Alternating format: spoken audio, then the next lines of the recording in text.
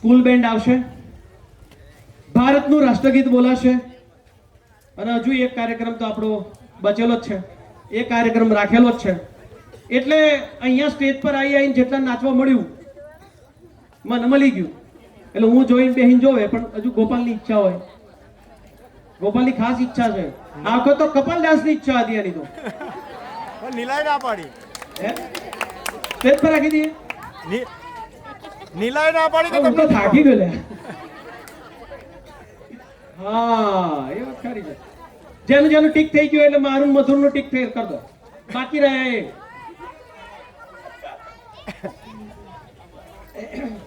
જો અમે તો એને છીએ, ઓ રાકેશ, અમે તો એને છીએ, પણ રાગીણી બેન આવેલો છે. જો રાકેશને કપાલ ડાન્સ કરેલી હોય અમે તો ગમે ત્યારે એન કરી દઈશું. ખબર પડી ને તમને? હવે આવા ભાઈબંધો હોય એટલે દુશ્મનની કોઈ જરૂર નથી. એકદમ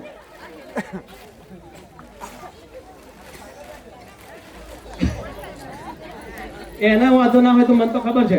હું તો મોટો થયો ત્યાં સુધી મારા જે એટલા બધા વિસ્તારના ગામ હતા ને, એ બધા ગામની અંદર કોઈનું પણ લગ્ન હોય એમાં મારું હગુની જોવા રહેવાનું, જ્ઞાતિની જોવા રહેવાની, ગમે તેની જોવા રહેવાનું. બેન્ડ હારો છે આપણે નાચી આવવાનું. હું તો ગાંધીનગર લખવા માટે ગયો હોય અને 12 બેન્ડ વાગે, આપણે જઈને 5 મિનિટ નાચીને પાછા આવતું રહેવાનું. જો નાચવું જે છે ને એ આપણી અંદર કોઈ કૂતરાને કે બિલાડાને નાચતા જોયે? માણસની અંદર જ સંગીત સાંભળે અને નૃત્ય અંદરથી જ આવે. શિવ નાચે છે, તમે માતાજી હોય તો એ ગરબે ઘૂમે છે. અને ગુજરાતનો તો સૌથી મોટો તહેવાર જ નવરાત્રી છે, જે નૃત્યનો તહેવાર છે. એટલે નાચવું તો જોઈએ. કેવા લોકો ના નાચે ખબર ગોપાલ?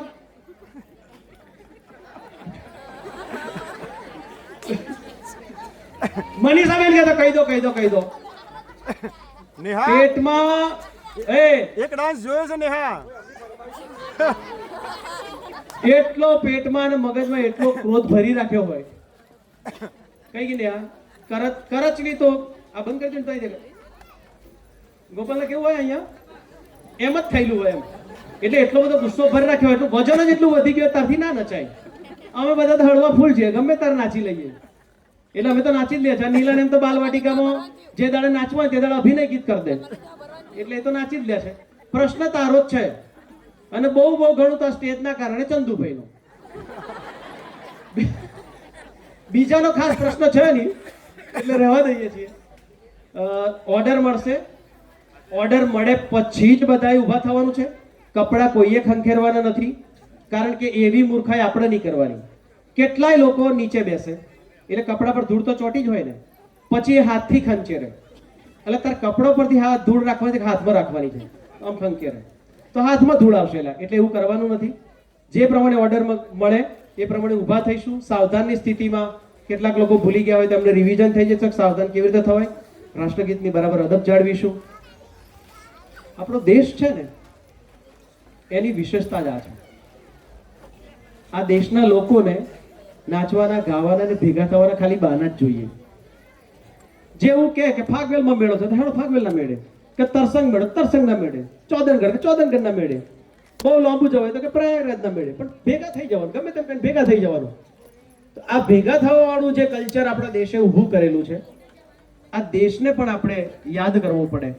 આપણા એ વડવાઓને પણ યાદ કરવા પડે. બહુ ફર્યો છું, બહુ લોકોને મળ્યો છું, અને મને સમજાય છે કે જીવનનો આનંદ છે ને એ એકલા રહેવામાં નથી. એકલા બેસીને ક્રિકેટ મેચ જોઈ શકાતી નથી. આમ હતીપતી થઈ જાય. હમણાં પેલા સૂર્યવંશીએ સિક્સર મારે મેં 2 ભાઈબંધોને ફોન કર્યો, જો તો ખરા લે, તો કે જોવું જ છું લે. તો મેં કહ્યું કહેતો ખરા લે. એક હવે જો કે બધાને તકલીફ એવી પડી છે કે પહેલા આખું ફળિયું ભેગું થઈને એક જગ્યાએ ટીવી પર જોતું હતું. કેટલા યાદ છે એવું? એક જ ઘેર ટીવી હોય, બધા અમિતાભ બચ્ચનનું પિક્ચર જોવા બેસે. અને એમાં તો અડધી વાર તો પેલા લીટા આવે, ખબર, ઓમ કરતા અમિતાભ બચ્ચન ઓમ બોલતો હોય, હલતો તોય જોઈ રહે. પછી ધીમે ધીમે ઘરમાં ટીવી આવ્યું, એટલે ઘરના ભેગા થઈને ટીવી જોવે. હવે મુશ્કેલી એવી પડી ગઈ છે કે બાપો નમક હલાલ જોવે, મમ્મી નમક હરામ જોવે. એટલે બંનેના મોબાઈલ જુદા છે, બેયનું પિક્ચર જુદું ચાલતું હોય. અને પછી ક્યાં ખાડો અમારા ઘરમાં તકલીફ છે, એટલે તમે જ ઊભી કરી છે. જ્યાં ભેગા થવાનું ના આવે ત્યાં મુશ્કેલી તો રહેવાની જ છે. એટલે આપણે બધા આવા દેશમાં જન્મ્યા છીએ, આપણું સદભાગ્ય છે. અને આ દેશને આવી જ રીતે એક બનાવવાનું કર્તવ્ય પણ આપણું છે. જ્યારે અધિકાર મળતો હોય ને ત્યારે કેટલીક ફરજો પણ હોય. આપણને અધિકાર તો મળી જ ગયો છે કે ભારતનો નાગરિક છું. मैं उस देश का वासी हूं जिस देश में गंगा बहती है. તો બીજા દેશમાં નદીઓ તો વહે છે, તો ગંગા બહેતી એનું મહત્વ શું છે સમજવું પડે. એ સમજીશું તો આપણા વર્તનમાં આવશે, વર્તનમાં આવશે તો વલણમાં આવશે, વલણમાં આવશે તો આપણા જીવનમાં આવશે. અને એ જીવન પ્રસન્ન જીવન હશે, મોજમાં હશે. અને ખાલી કહેવાની મોજ ના હોય, ખરેખર મોજ આવતી રહેતી હોય. તકલીફ પડી, ખેતર ખેડતા હશું ને તડકો એટલો જબરજસ્ત હશે તોય મોજ આવતી હશે. વેલ્ડિંગ કરતા હશું અને એટલા તણખા ઉપર ઉડતા હશે તોય મોજ હશે. આ પરથી ઉપર ચડે તો આ બધું બોધવા તો મને ચિંતા થતી હતી. એવા તાપમાં કોઈ એંગલ ના હડે નહીં, એવો ઉપર બેઠો બેઠો બાંધતો હતો, એને મોજ હતી. બધાની પોતપોતાની મોજ છે, મળતી રહે છે. હોદતા આવડે તો, બાકી તો ગોતી લો. એટલે શોધવાનું શીખીએ. અને આપણને જાતે ના આવડે બીજાનું જોઈને શીખીએ. એમાં કઈ નવો વાંધો નહીં. આપણે બધું જોઈ જોઈને જ આવડ્યું છે કે આ આવું કરે છે, તેવો મોજમાં રહે છે, તો આપણે કરીએ. એક મોજ જે છે શીખવું તો પડશે જ. એટલા માટે કહું છું કે જો નહીં શીખીએ ને તો એક વાત યાદ રાખજો કે 25 જણ બેઠેલા હોય બસમાં અને તમે બસમાં ચડો, તમારા માટે 10 જગ્યા ખાલી હોય, તમે કોની બાજુમાં જઈને બેહો ખબર? કે જરીક તો દેખાય તો તમે જોજો. બસમાં બેઠા છો ને બધા, તમને જગ્યા ખાલી હોય તો કોકનું મોઢું જોઈને જેમ આપણે કોઈ દુશ્મનાવટ નહીં, ઓળખાણે નહીં, પણ હવે બેઠો જ એવી રીતે હોય એમ કરી જોણે કે આખા પૃથ્વીનું દુઃખ એની પર એકલા પર હોય. અને બીજો કોક હોય તો જરાક હસીને હા વાન જોડે બેહાય. 5 કિલોમીટર જતા જેમ તો તમારો છોરો શું કરે, મારી છોરી શું કરે, એટલી બધી ચર્ચા થઈ જાય. પણ એવા માણસો, જિંદા દિલ માણસો આપણે ના હોઈએ. જોઈ શીખી જવાનું કે હવે આટલો બધો ઉમંગ બસ્યાનો રહેશે. હળક માર જેટલો પૈસોય નહીં, માર જેટલું બંગલોય નહીં, કશુંય નહીં, તો આટલો ઉમંગમાં કેમ રહેશે? બીજાને મદદ કરતો હોય એવો માણસ હંમેશા પ્રસન્ન હોય જે બીજાને મદદ કરતો હશે. અને જ્યારે આ તો હું કહું છું કે કોઈકની મદદ કરીએ છીએ ને ત્યારે ધ્યાન એ રાખવાનું કે આપણે એની મદદ નહીં કરતા, આપણે આપણી મદદ કરીએ છીએ. એવા લોકો લાંબુ જીવે છે કે જે બીજાને મદદ કરે છે. અને તમને એટલે તો યાદ હશે કે આપણા વડવાઓ જે 100 વર્ષ લખીને ગયેલા ને એ એટલે લખીને ગયેલા. આમાંથી ખબર નહીં કેટલા જણને યાદ હોય, કોઈ બહુ વડીલો તો દેખાતા નથી, પણ એકનું ખેતર વાઢવા હો આખા ફરિયાવાળા જતા હતા કે એ મારું ખેતર વાળવાનું, પછી બીજાનું વાળવાનું, બીજા. આ પ્રથાઓ હતી અને એટલે બધા લોકો લાંબુ જીવતા. આપણા કરતા બહુ હાડ મારી હતી લ્યા. અત્યારે તો સાલું હૃદય કોણું થઈ ગયું હોય તોય રિપેર કરી લાવે. આટલી બધી સુવિધાઓ તોય લાંબુ જીવતા નહીં. અને તે વખતે નથી તોય જીવી જાય. એનું કારણ હતું કે ભેગા થતા આવડતું હતું. અત્યારે તો 4 ભેગા થયા હોય તો 5મો વિચાર કરે કેમ છૂટા પાડું. એ જે 5ને છૂટા પાડવા વાળો આવ્યો હોય ને પહેલો જાય. એટલે આપણે બધાએ આ શીખવું પડશે. જાતે ના આવડતું હોય તો જોઈને શીખવું પડશે. આવું શીખતા રહીએ, આપણા દેશને યાદ કરીએ, રાષ્ટ્રીય ગીત ગાઈશું અને પછી મોજ કરીશું. ટાઇટલ મોજ હી મોજ. ફરી ભૂદું ફરકાઈશું અને પછી છૂટા પડીશું. પણ ફરીને એક ને એક વાર, કદાચ બીજી, ત્રીજી, ચોથી, 5મી વાર કહું છું તો પણ સહન કરવું પડે છે. સહન કરવું એટલા માટે પડે છે કે તમને સમજણ પડે છે. જેને સમજણ પડે છે એને સહન કરવું પડે છે. તો સહન કરવાનું પણ શીખવાનું અને દુનિયા જેમ કરતી હોય આપણે મોજમાં રહેવાનું, આપણે ભેળા રહેવાનું, આપણે મોજમાં રહેવાનું. અને જે જગ્યા પર ઝૂંપડી હતી અત્યારે બંગલા બની રહ્યા છે, આની ઉપર બીજા બંગલા બનાવીશું, એની ઉપર બીજા બંગલા બનાવીશું, એની ઉપર બીજા બંગલા બનાવીશું. અને આજે જ મને વિચાર આવ્યો છે કે પેલા ફૂલોના બજારમાં જેમ પબ્લિક ભેગું થાય છે ને એમ આપણી ફળિયામાં એક એવો વેપાર ચાલુ થાય કે આખા બધા ભેગા થાય કે વાહ આ કામ કર્યું છે.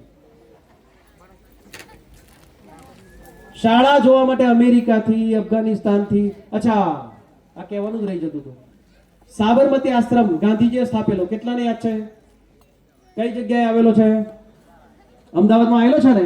એને જોવા માટે ડોનાલ્ડ ટ્રમ્પ કે બધા આવે ને તોય મોદી ત્યાં લઈ જાય. ખબર કે ભાઈ આવો અમારે જોવા, અમારે સાબરમતી આશ્રમ. એમ આખી દુનિયામાંથી બધા લોકો પ્રવાસ ક્યાં જાય? સાબરમતી આશ્રમ. એ સાબરમતી આશ્રમના લોકોને પ્રવાસ જવું હોય તો ક્યાં જવાના? સાબરમતી આશ્રમની અંદરના 14 એવા અહિંસાના કેળવણી કરનારા લોકો જે આશ્રમમાં કામ કરે છે, એમનો પ્રેરણા પ્રવાસ આપણા નવા નદીસરમાં છે.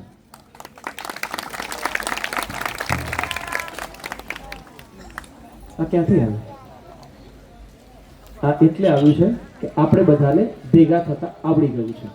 પણ મેં કહ્યું એમ કે ભેગા થતા આવડી ગયું છે, હવે આપણે ભેગા થયેલા છીએ એ ભેગા રહેવાનું પણ શીખવું પડશે. શીખી જઈશું. લ્યા, સાયકલ આવડી ગઈ છે, સ્કૂટર આવડી જશે, સ્કૂટર આવડી જશે તો ગાડી આવડશે, ગાડી આવડશે તો હેલિકોપ્ટરના બલૂન વાળાય છે તો બલૂને શીખી જઈશું. પણ શીખી જઈશું, પણ આવી જ રીતે આપણા દેશને એક રાખવા માટે આપણે પહેલા અહીંયા એક રહેતા શીખીશું, અહીંયા એક રહીશું તો દેશને પણ એક રાખીશું. ગુંજન, ગુંજન,